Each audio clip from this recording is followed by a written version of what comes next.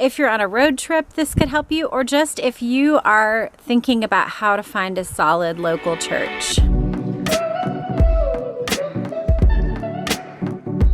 Last night we bought some Bluebell ice cream, and so we are gonna polish it off. We get this question a lot. People wonder how to go about finding a solid church. Because of how often we've moved, we've really learned a lot about how to find a solid church. And my husband used to be a pastor, and so since we're on a road trip, and each week that we're on our road trip, we have been finding a different church. And I just wanted to kind of ask him a few questions and maybe help you guys.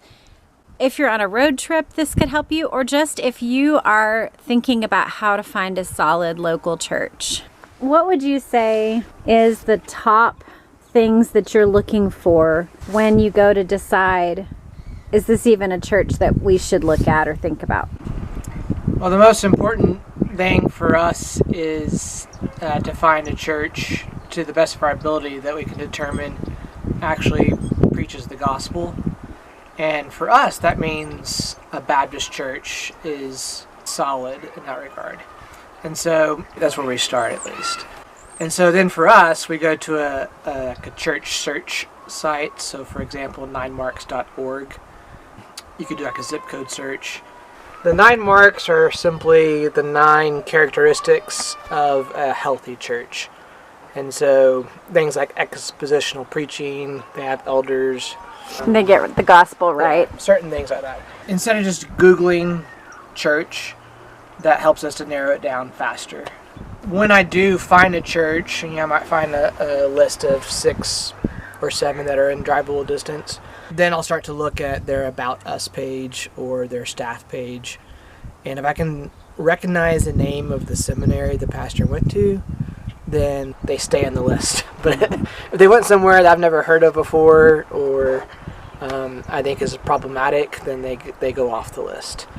They might be great, they might preach the gospel faithfully, but for us it's just not worth the chance that we end up somewhere that is, for lack of a better word, weird. Especially on a short trip.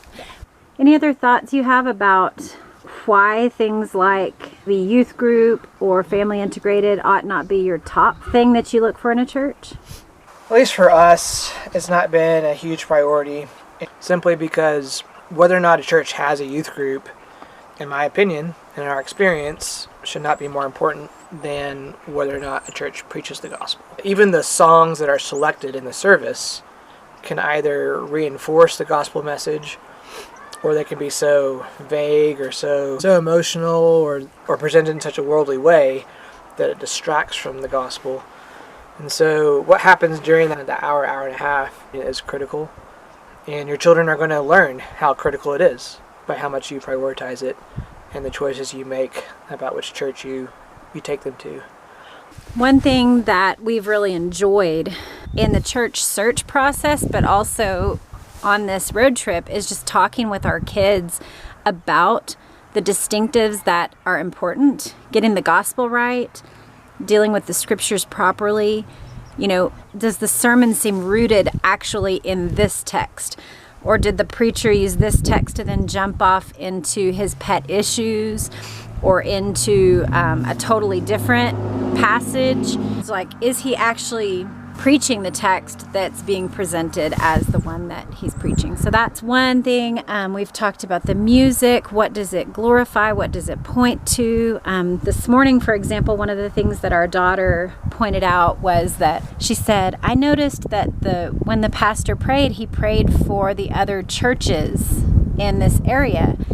And she thought that was really encouraging. She said it seemed like he really wanted the gospel to be built up and not just their church and not just their church's needs. And so I've just loved seeing the way that our kids are noticing and learning from being exposed to many different churches and seeing what's really essential. Like last week we were in a church in Chattanooga that had beautiful windows and a orchestra, and it was a wonderful service, and the sermon was excellent.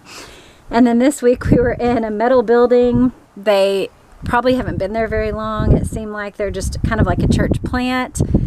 But in both places, the gospel was what was being held up. Then, when our kids are older and making their own choices, they at least can be presented with the remembrance. I mean, how did mom and dad pick a church? What kind of churches did they take us to? Mm-hmm. And ideally, hopefully, they follow in those footsteps. But if they didn't, it wouldn't be because we didn't show them an example, mm-hmm. and also talk with them about it after the fact. Mm-hmm. You know, both, hey, we're going here, this is what it's going to be like, but then also debriefing afterwards. Hey, what did you notice? What did you learn? Mm-hmm. What was interesting to you? Mm-hmm. And going back real quick to one thing, you know, we emphasized the importance of the gospel, and you might hear a phrase is gospel-centered. And what we don't mean is that the pastor simply tacks on a presentation or an invitation at the end of a sermon for someone to respond to the gospel. What we mean instead is that the message being preached, whatever the text is or whatever the passage is that Christ is crucified and risen on our behalf, that it's centered in the gospel, that a Jew or a Muslim, Mormon, Seventh-day Adventist, Jehovah's Witnesses, all of them would leave troubled or their hearts would be broken and they would repent because of what they hear. It shouldn't be that there's a moral message that's preached. There should be a clear Jesus-centered, gospel-slanted angle. It should be clear that the message of hope through Jesus Christ in the gospel alone is our salvation, not our works, not a proper method of dealing with marriage or finances or parenting or your sex life or whatever, but that Jesus is the thing that changes how we address those things, and that our doing isn't what saves us or makes us right with God. We're not advocating that every sermon has to be a home run, but it just needs to be faithful. And to bring it back full circle then, how do you find a church like that if you're only going to be there one Sunday? Well, some of the resources we've already mentioned are ways that can give you a head start in finding a faithful church. Thanks, darling. Yeah, thanks for asking.